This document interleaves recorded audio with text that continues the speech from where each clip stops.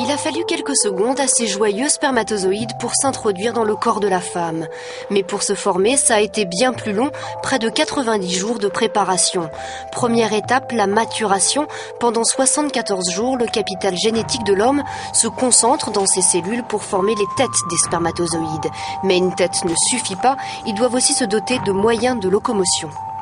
Le rôle du spermatozoïde, c'est de transporter ce capital génétique depuis les testicules jusqu'au lieu de la fécondation. Ce qui, quand on réfléchit bien, est un long voyage, parce qu'il va falloir traverser toutes les voies génitales de l'homme, sortir de l'homme, rentrer chez la femme, traverser les voies génitales de la femme. Et pour ça, il faut que la cellule qui va assurer le transport soit mobile, parce que pour remonter dans les voies génitales féminines, il faut qu'il y ait cette mobilité du spermatozoïde. Et donc le spermatozoïde construit un flagelle qui, par son battement, va permettre le mouvement du spermatozoïde. Une fois formés, les spermatozoïdes obtiennent leur passeport pour remonter le canal déférent, direction la prostate et les vésicules séminales. Là, ils sont des millions à rester stockés en attendant le prochain gros câlin.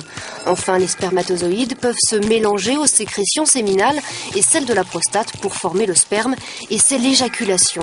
En moyenne, 2,5 millilitres de sperme sont évacués. Ils contiennent quelques 250 millions de spermatozoïdes, des millions de compétiteurs, mais un seul remportera la course et trouvera la clé de l'ovule.